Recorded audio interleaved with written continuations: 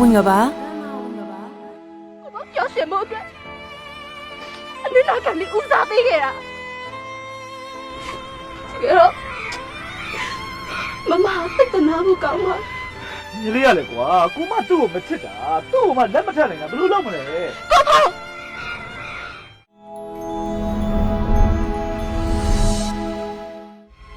မမညလေးတကောင်ကြပွားမှလည်းအရင်ချစ်တယ်မမရဲ့နှလုံးသားကိုချနင်းပြီးတော့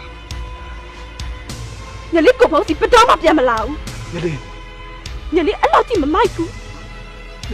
အဲ့လိုမဆုံးဖြတ်ပါနဲ့ညီလေးကိုတောင်းမှန်ပါလေကွာအဲ့လိုမဆုံးဖြတ်လိုက်နဲ့နော်တော်ပါကိုယနေ့ညမဟာ TV Channel မှာစောင့်မျှော်ကြည့်ရှုအားပေးကြပါဦးရှင်ဒရမာဝင်ကပါ